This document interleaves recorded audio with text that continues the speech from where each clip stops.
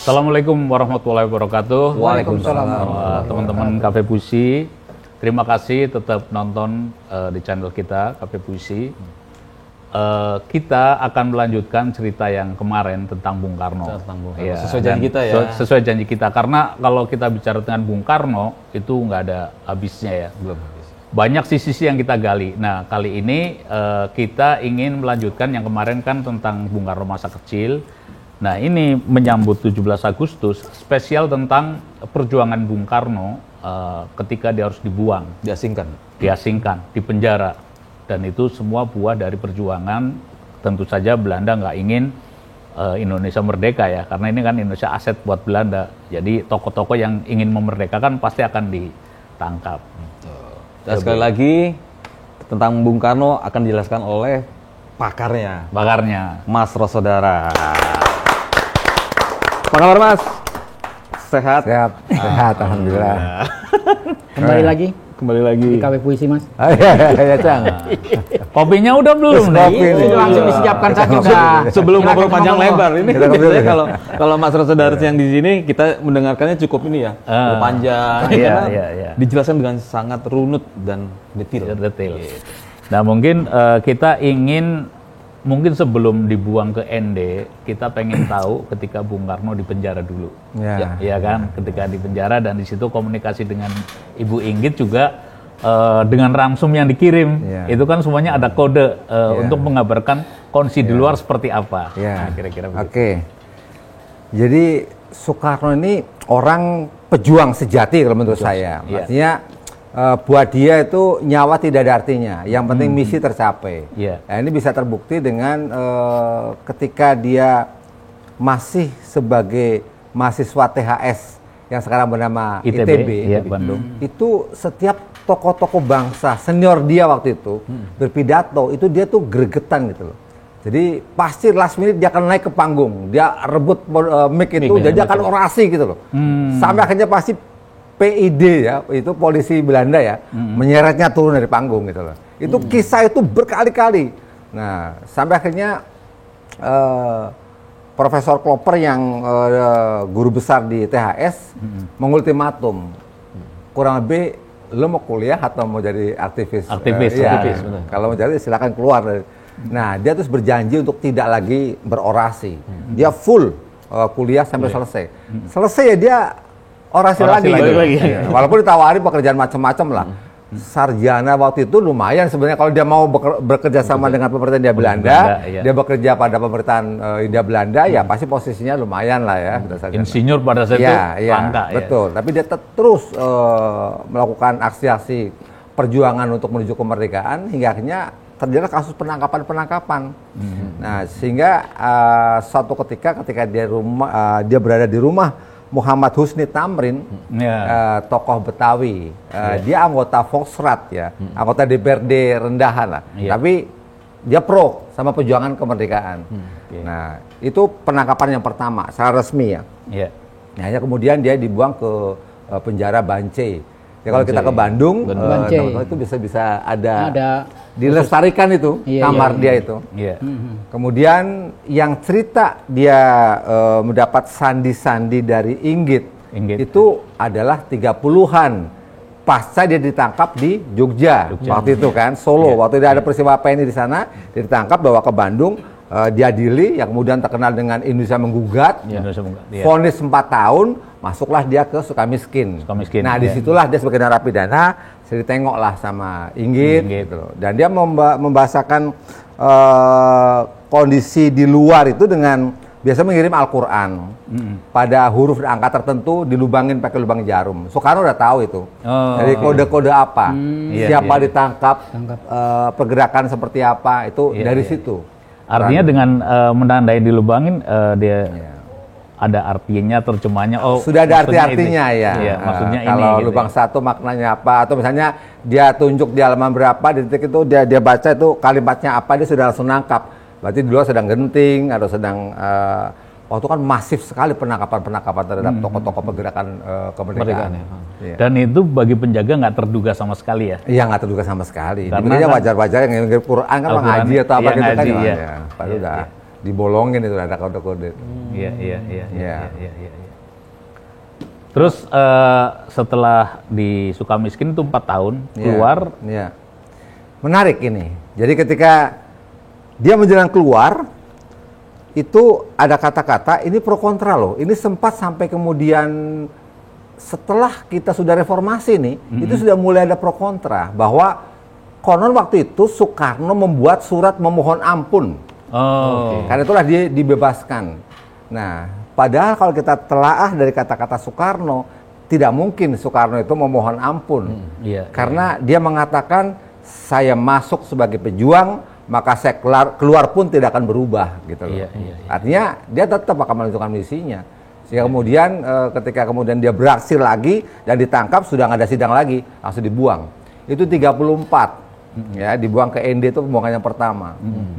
Iya, dan kita bisa sama-sama tahu bahwa pada masa itu pembuangan itu adalah hukuman yang paling sadis menurut saya. Gitu ya. Karena apa? Tempat pembuangannya waktu Soekarno mengatakannya Pulau Bunga, Flores kan, DND kan, Pulau Bunga. Itu kan negeri yang antah berantah. Orang tidak pernah tahu, nggak kayak sekarang lah pengetahuan kita tentang peta Indonesia lebih baik ya. Dan orang dibuang itu tidak pernah bisa tahu apakah itu setahun atau seumur hidup. Apakah selamat atau tidak? Apakah kamu akan hidup atau akan mati di pembuangan? Nggak akan pernah bisa tahu. Gitu. Jadi karena itulah waktu itu cukup mengharukan karena Inggit juga memaksa untuk ikut. Ibu mertuanya, Ibu Amsi juga memaksa untuk ikut, sehingga dia bersama Soekarno sendiri, Inggit di gerbong sendiri. Sebagai tahanan, sebagai buangan, dia nggak disatukan sama keluarganya. Walaupun dalam kereta pun dia dipisah, gitu, dengan pengawalan yang sangat ketat. Konon ada 2 anak angkatnya yang namanya Kartika sama... Ya, yang dibawa dari Bandung itu Ratna Juami. Ya, itu keponakannya Bu Inggit sebenarnya, gitu. Keponakan. Kartika dia dapat di ND, gitu loh. Dia teman mainnya, gitu loh. Terus ke situ ya, akhirnya dia bersatu dengan Ratna Juami, ya diangkat anak sama Bung Karno. Setelah di ND. Mas, penggambaran waktu di ND sendiri seperti apa, Mas? Ya, ND itu periode 34-38. Saya kalau boleh menyimpulkan ya, ini lepas benar atau salah, ini periode pendalaman dia terhadap Islam, menurut saya. Dia di sana mempelajari perjuangan Ibnu Saud. Itu yang nanti pada 1 Juni 45 dipidatokan waktu melahirkan pidato kelahiran Pancasila. Dan dia menerjemahkan Sirah Nabawi, gitu loh. Beribu-ribu halaman, gitu loh. Dia juga meminta kakaknya Ibu Wardoyo untuk membeli buku-buku dari luar, gitu loh. Dan dia juga berkorespondensi dengan gurunya yang di Bandung, si Sanusi kan. Jadi ada satu periode di mana dia tuh melakukan kontemplasi di sana. Nah, itu sisi lain. Sisi lainnya, jadi ada banyak sisi Soekarno. Dia juga menemukan butir-butir tentang Pancasila yang di bawah pohon sukun. Di bawah pohon sukun. Gitu ya. Ini menarik karena makanya dia tidak pernah mengklaim mencipta Pancasila, tidak. Dia merangkum dari kearifan lokal yang ada di negeri kita. Sehingga kalau 5 sila, 3 sila, 1 sila gotong royong, nggak ada di negara manapun gitu. Dia ditemukan di bumi Flores gitu. Satu lagi adalah dia mengaktualisasikan dirinya supaya tidak mati sebagai seorang pejuang, marwahnya ya. Dia membuat grup tunil. Sandiwara. Kelompok sandiwara atau kelompok teater lah ya. Nah, diberi namanya Kelimutu. Itu kan satu gunung kawah yang 3 warna kan, indah sekali. Nah, itu Anda bisa bayangkan pemainnya nelayan, petani, buruh kasar yang notabene 34 belum bisa baca tulis. Hanya Soekarno saja bisa bikin naskah. Tapi kan dia harus mengajarkan aktor-aktornya itu dialog. Bagaimana dia nggak bisa baca? Dia harus ngomong ini, ngomong ini. Seperti itu.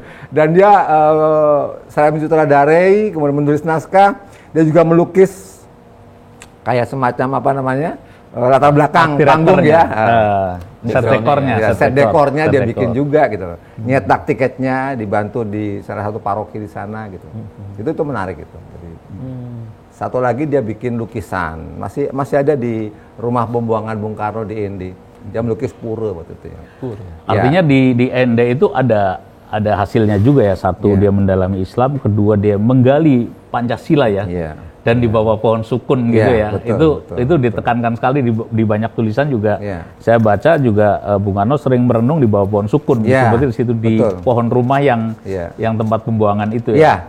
Jadi saya udah di sana ya. Saya hampir 1 bulan berada di ND waktu itu. Jadi kalau jarak dari rumah pembuangan ke tempat lokasi pohon sukun kurang lebih hanya 1 kilometer lah. 1 kilometer? Iya, jalan kaki itu ke arah pantai gitu, ke arah pantai. Tapi pohon sukun itu sudah nggak ada sekarang. Jadi sudah mati, kemudian ditanam lagi, dan kemudian juga ada hanya 5. Jadi sama seperti yang pohon sukun Pancasila yang, sebelumnya seperti itu. Nah, sana udah ada kayak Taman Pancasila sudah dibikin di tepi pantai ya. Cuma memang sangat saya sesalkan karena memang jadi tidak seperti aslinya. Patung Bung Karno juga relatif menurut saya ya kurang estetik. Tapi lepas dari itu jejak-jejak Soekarno di ND sampai sekarang luar biasa. Masih ada jelas ya. Jadi beberapa tempat yang dia sering datangi bahkan oleh beberapa orang-orang tua itu dikeramatkan. Kayak itu kan ada foto ya, foto di bendungan sungai. Jadi kalau Soekarno dan teman-temannya mau mandi, itu namanya di daerah Nangaba gitu ya. Itu batunya itu ketika itu masih warna-warni. Dan ketika tahun 2013-2014 saya ke sana tuh masih ada sisa-sisanya. Jadi Anda bisa menemukan batu warna merah, warna hijau, warna biru, warna kuning. Itu batu asli ya, seperti itu. Di dasar sungai gitu. Jadi ada orang-orang yang kemudian membendung sampai dia ketinggiannya seleher, baru Soekarno berendam. Jadi aktivitasnya sebagai buangan seperti itu. Dan kalau kita baca tulisan tentang bagaimana Soekarno mengalami hari-harinya di ND, ya namanya pengawal itu nggak pernah lepas dari Soekarno. Kemanapun dia pergi, itu dikuntit terus gitu. Jadi agak sulit untuk manuver tuh nggak bisa ya? Susah. Jadi dia tuh kan kalau digambarkan oleh Inggit bahwa hari-hari pertama itulah hari-hari keterpurukan Soekarno yang teramat sangat. Dan hanya Inggit yang mampu membangkitkan semangat dia. Hanya kemudian dia bikin kelompok tunil, dia ke laut ngobrol sama nelayan, ngobrol sama pedagang, petani gitu loh. Karena Anda bisa bayangkan, Soekarno hanya hidup ketika di tengah-tengah rakyat. Membunuh Soekarno sangat mudah. Jauhkan dia dari rakyat, mati dia. Itu yang terjadi kemudian ketika dia mati beneran. Gitu loh. Dia dikucilkan, diasingkan, nggak boleh sama sekali bersosialisasi sama rakyat, habis dia. Jiwanya udah hampa. Habis. Nah, berarti juga waktu di ND Soekarno juga dicintai oleh masyarakat lokal ya waktu itu ya di sana. Awalnya sangat takut. Jadi orang itu ini kan buangan, interniran. Itu semua siapapun yang dekat khawatir. Khawatir. Kan takut dikait-kaitkan. Cuma Soekarno pintar. Yang didekati bukan kaum terpelajar. Yang didekati adalah kaum bawah. Jadi nelayan yang nggak mungkin memberontak. Nggak mungkin memberontak. Polisi juga tahu itu. Dan dia juga lakukan kegiatan kumpul-kumpul, yang Muslim dikumpulkan bikin pengajian di rumahnya, seperti itu. Walaupun dengan pengawasan ketat gitu loh. Itu cara merangkul dia. Dia nggak mungkin masuk ke kelompok-kelompok yang pendidikan, karena mereka belum dekat udah lari duluan, nggak mau ikut kecipratan dekat dengan orang buangan gitu loh. Nah, menarik tadi bahwa Ibu Inggit yang membangkitkan Bung Karno dari keterpurukan. Itu bagaimana waktu itu Bu Inggit memberikan itunya semangat gitu? Jadi begini ya, saya ini kalau dikatakan yang sedikit off context dari pertanyaan tadi, saya bisa katakan bahwa Inggit ini adalah wanita yang paling mengerti tentang jiwa Soekarno, gitu loh. Dia paling utuh, paling sempurna. Satu-satunya kelemahannya adalah tidak punya keturunan. Itu aja. Selebihnya dia paling pandai. Jadi Inggit mengatakan, entah dia dengan mengingatkan Soekarno dengan visi misi sebelumnya, sampai kepada dengan rayuan-rayuan dia sebagai perempuan. Pokoknya membuat Soekarno jangan sampai hancur. Karena digambarkan betul-betul udah kayak patah sayapnya. Itu dilukiskan betul dalam bukunya Cindy Adam, dalam beberapa buku yang menceritakan fase-fase pembuangan di ND. Hancur sehancur-hancurnya. Anda bisa bayangkan, sedang semangat-semangatnya menggalang gerakan menuju kemerdekaan, tiba-tiba tek diangkat dibuang. Habis, udah kayak nggak punya harapan lagi. Udah kayak sayap burung yang patah sayapnya. Itu tahun 33 ya kalau nggak salah. 34 sampai 38. 34 sampai 38 ya. 34 sampai 38. Nah, setelah pulang dari sana, kalau yang pembuangan di Bengkulu Kelanjutan. Jadi rupanya tahun 36, 37, 38 tuh kan malaria Soekarno sudah mulai kumat. Nah, itulah yang kemudian berkirim surat kepada siapa namanya? Muhammad Husni Tamrin yang kemudian keluar lah di media. Kalau sampai ada apa-apa dengan Bung Karno katanya, ini presiden buat Hindia Belanda, akan jadi masalah di kemudian hari gitu loh. Nah, takut itu kemudian dipindahkan ke Bengkulu. Yang tanda kutip lebih beradab barangkali ya.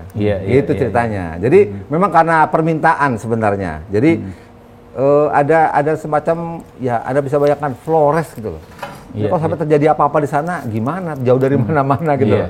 Seperti itu mungkin ya, sehingga akhirnya Muhammad Husni Tamrin punya andil dalam mengangkat Soekarno dari ND kemudian dipindah ke Bengkulu, ke daerah yang relatif lebih Tapi kenapa Ibu Inggit nggak ikut ya pas di... Oh ikut. Di Bengkulu.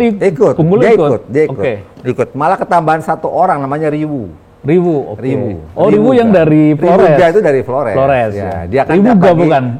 Riwuga ya. Yang tiap pagi jualan pisang, lama-lama kan Inggit suka beli, orangnya kok baik. Langsung dia angkat jadi pembantu tetap gitu ya. Dan akhirnya dia ya loyal betul lah sama Inggit sama Bung Karno.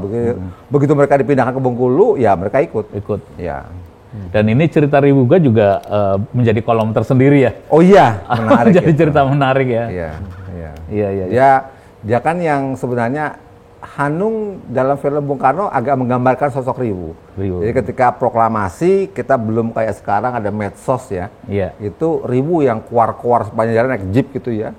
Kita merdeka, kita sudah merdeka, itu Riwu. Itu keliling Keramat, Tiong, mana gitu. Pintu segala lewat itu. Itu Riwu jasa seperti itu. Buzzer zaman dulu lah ya. Buzzer zaman dulu. Tapi buzzer pemerintah nih, buzzer yang benar ini. Yang benar kan ini. Iya. Di Bengkulu apakah aktivitasnya hampir sama dengan di ND? Sedikit sama awal-awalnya ya, karena di sana juga dia membentuk kayak semacam tunil juga gitu loh. Tapi nggak terlalu lama karena setelah dia di sana kan beberapa tokoh Muhammadiyah itu mendekati dia, minta dia sebagai guru. Jadi sebagai pembangunan dia sempat ngajar. Ya nggak lama juga. Misalnya dia suruh ngajar katakanlah ilmu fisika atau ilmu pasti gitu ya. Yang diajarkan sejarah, orasi gitu ya. Ditangkap ya suruh seperti itu. Terus ada cerita lagi bahwa dia tuh mendesain satu bangunan masjid di Bengkulu. Anda harus ke sana, saya ke sana, itu luar biasa masjidnya sampai sekarang di tengah kota Bengkulu sekarang. Kalau dulu mungkin di pinggir ya. Sekarang masih ada peninggalan masjid yang desainnya dibikin oleh Bung Karno. Dia kan memang seorang arsitek kan. Itu kemudian ya faktor lainnya adalah masuknya sosok Fatmawati. Ini yang kemudian mengubah petanya gitu loh. Nah itu gimana tuh Mas? Kan padahal sama Ibu Inggit kok bisa bagaimana proses akhirnya ketemu dengan Ibu? Jadi ini kan Fat? yang ketua Muhammadiyah di Bengkulu si Hasan Din ini punya anak Fatimah namanya kan. Nah, dia sumuran sama Rana Juami, sekolahnya pun bareng. Karena letaknya agak jauh dari Bengkulu, ya diminta tinggal di situ lah. Nggak ada apa-apa, ya sudah tinggal aja temannya Rana Juami. Tapi kan tidak tahu bahwa ternyata Soekarno suka, jauh kan usianya kan. Tapi ya siapa sangka juga Fatmawati ternyata juga menyukai gitu, menjaga Soekarno. Ya itu awal-awalnya. Jadi awalnya hanya ya bukan kos lah, ya nitip aja di situ. Sama-sama tokohnya juga simpatisan Bung Karno, tokoh pergerakan juga kan. Daripada jauh pulang disuruh tinggal bersama keluarga Soekarno Inggit. Ada Rana Juami sama Kartika di situ. Itu awal mulanya. Sampai berapa lama Mas di Bengkulu? Hampir sama. 3842. Iya, bertepatan dengan Jepang masuk. Gitu. Ya kan Jepang masuk gitulah, maka kemudian selesai. Iya. Artinya Belanda juga pada kabur, Jepang masuk, Belanda kabur dan akhirnya pulang ya ke... Akhirnya jadi gini, periode 4 tahun itu ya cukup waktu lah, karena ada periode di mana satu waktu ini di dalam bukunya Kuantar ke Gerbang Kemerdekaan, tulisannya Ramadan KH tentang Inggit tentang Inggit. Itu memang ada satu periode di mana Inggit harus mengantar Ratna Juami ke Jogja atau kemana gitu ya untuk masuk sekolah gitu loh.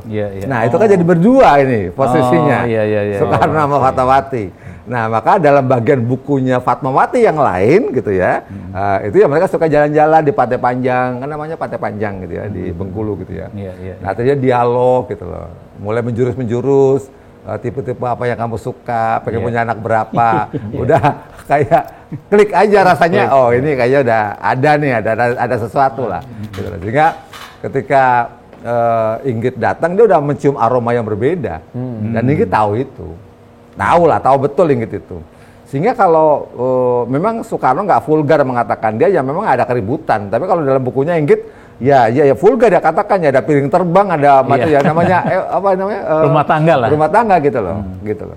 Nah, di situ ada quotation yang menarik sebenarnya, bahwa Soekarno itu tidak semata-mata menikahi Fatmawati karena dia lebih muda, tidak. Dia membutuhkan keturunan. Karena ketika kekeh Inggit menolak untuk dimadu, itu Soekarno masih merayu loh. Dalam pengertian, kalau Inggit tidak setuju dengan Fatmawati, carikan saya perempuan untuk saya nikahi supaya saya punya keturunan. Gitu loh. Itu ada statement seperti itu. Gitu loh.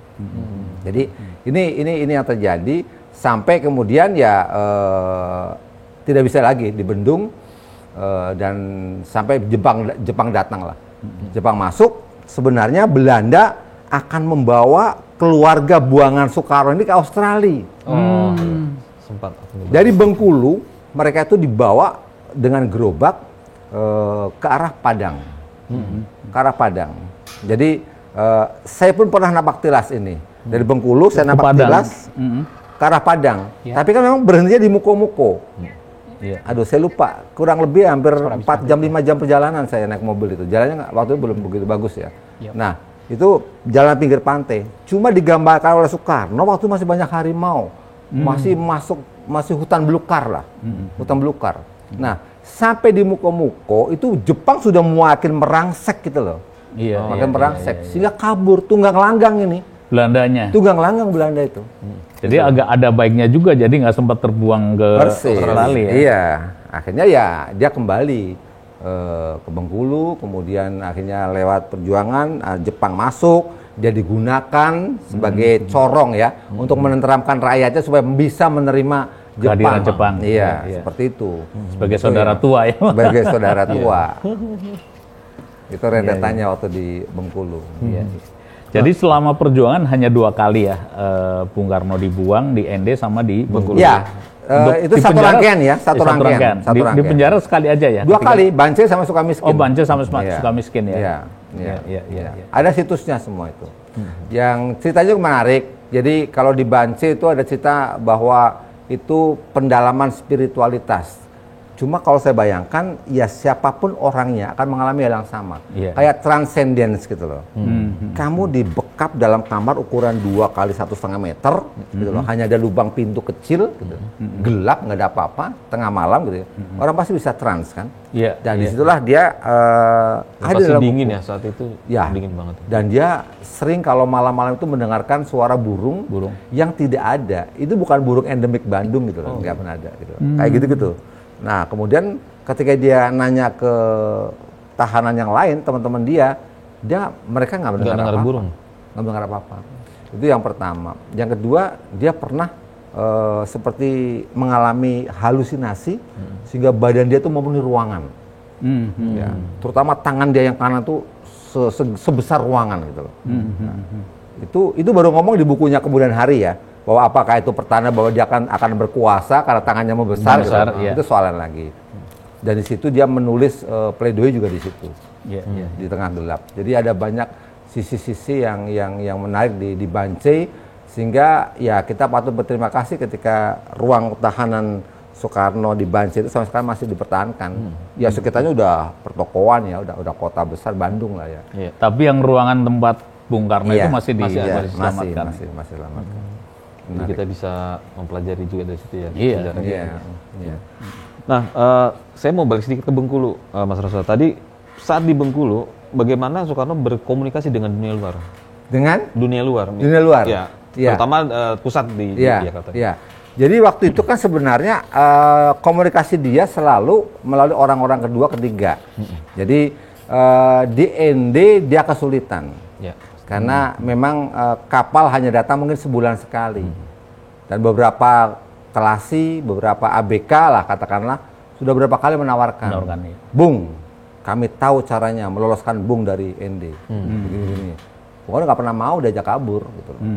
Bukan, saya kabur pun nggak akan bisa. Karena Soekarno itu identik dengan rakyat. Dimanapun saya pasti akan muncul lagi, akan teriak-teriak lagi, ditangkap lagi percuma. Gitu. Jadi berapa kali itu kelas itu memaksa Soekarno untuk dibawa kabur dari ND. Soekarno menolak. Nah, itu komunikasinya lewat sebulan sekali. Kapal dia kirim surat kemana-kemana. Kalau di Bengkulu menurut saya relatif lebih mudah ya, karena banyak tokoh yang katakanlah well educated gitu ya, di sana juga ada tokoh-tokoh perjuangan yang lain, dan komunikasi waktu itu bukan dengan sesama teman perjuangan, karena Hatta Syahrir itu ke Banda Neira gitu loh. Ya. Itu dibuang semua itu kan tokoh. Jadi relatif hanya tinggal anasir di bawah levelnya Soekarno yang ya juga mereka kehabisan ini ya energi, karena nggak ada tokoh penggeraknya. Sepemikiran dengan Bung Karno itu dijauh-jauhkan gitu dibuang, ya, sehingga tidak mungkin terjadi diskusi. Nggak terjadi diskusi. Dan level-level di bawah itu ya kayak kehilangan induk lah. Sekarang komandonya kan pasti selama ini kan Soekarno, Hatta, Syahrir gitu-gitu kan, tokoh-tokoh pergerakan di atas. Mana habis? Satu lagi? Cukup ya? Cukup ya untuk masalah yang dibuang. Masalah yang dibuang. Iya. Iya. Pasti ada puisi juga. Ya, gue terharu banget nih dengan perjuangannya Pak Karno ya. Apa coba? Apalagi dengan Mas Roso dengan gamblangnya menjelaskan. Jadi terharu gitu loh, bahwa perjuangannya makanya Cang, kalau mau besar lu harus dibuang dulu Cang. Dibuangnya di kolong tempat tidur. Enggak Cang, yang dibuang adalah sifat jeleknya, sifat malas, harusnya gitulah. Saya juga kan kita juga pejuang nih, pejuang hidup. Pejuang rupiah. Oke, Mas Roso silakan diminum kopinya, kita siap-siap untuk baca puisi ya. Oke.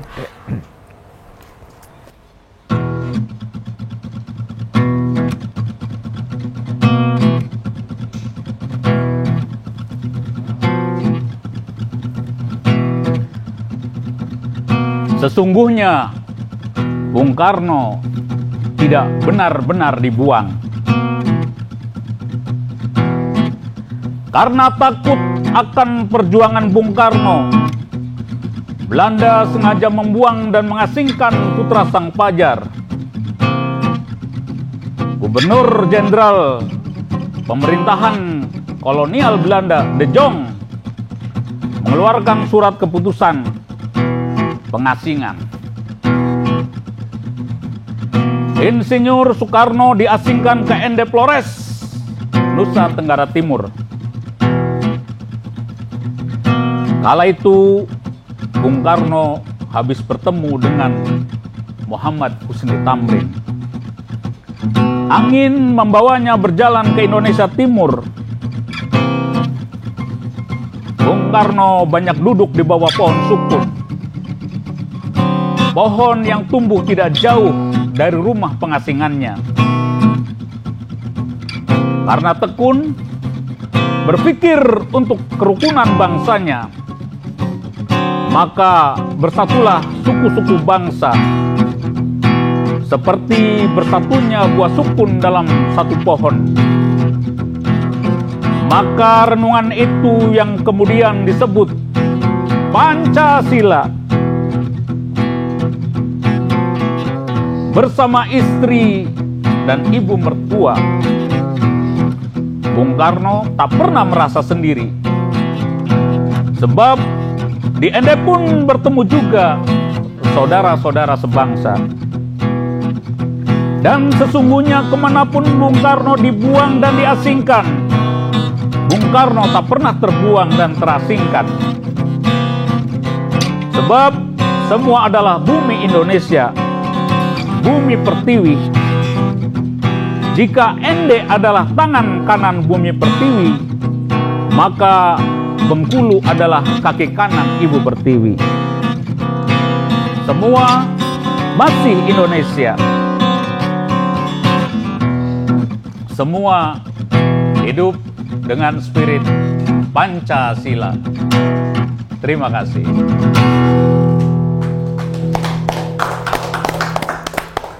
Baca puisi, musiknya rock lagi ya. Wih, itu tentang pemberontakan nih, Cang. Musik pemberontakan. Iya, Semangat, bener-bener. Mantul. Jadi kisahnya sekarang tuh saya serap sedikit ya kan, saya tuangkan lewat itu. Saya biasanya cuma dengan gitar gitu.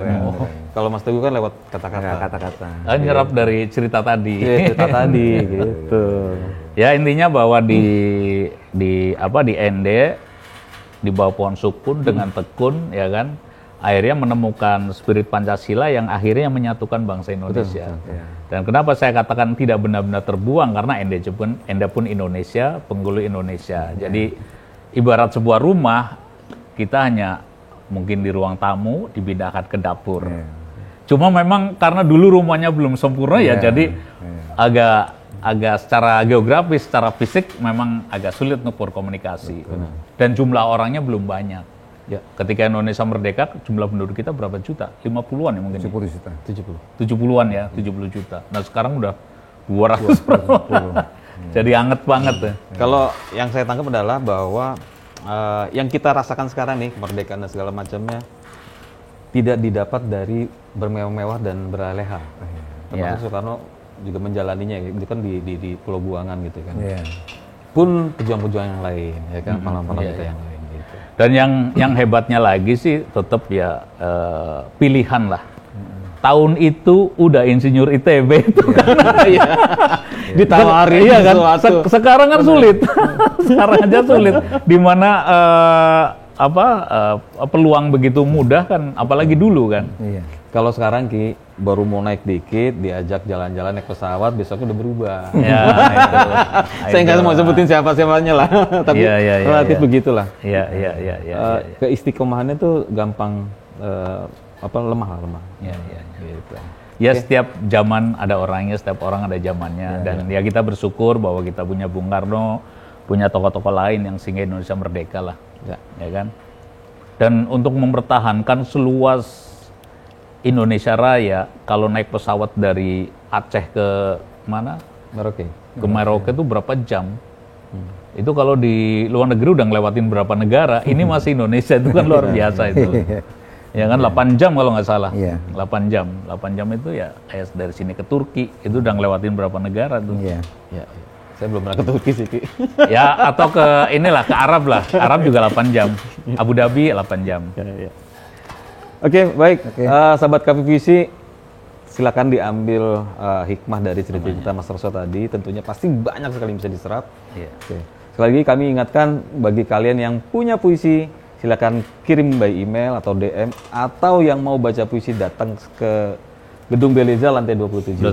Silakan kalian bisa baca sendiri. Oke, sekali lagi terima kasih, terus selalu support kami ya melalui subscribe, comment, like, and share. Sekali lagi juga terima kasih buat Mas Roso. Mudah-mudahan kita bisa lanjut ke episode berikutnya. Jadi ini kalau mau disimpulkan, pertama 2 kali di penjara di Bance ya. Bance, Sukamiskin, dibuang di Ende Flores dan Bengkulu. Dan mau dibuang ke Australia nggak jadi, Jepang buru masuk. Nah itu singkatnya begitu. Next episode pasti ada tema yang lebih menarik lagi. Sekali lagi terima kasih sekali lagi Mas Roso. Sama.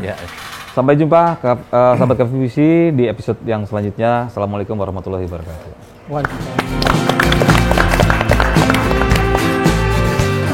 Oke. Musik. Tapi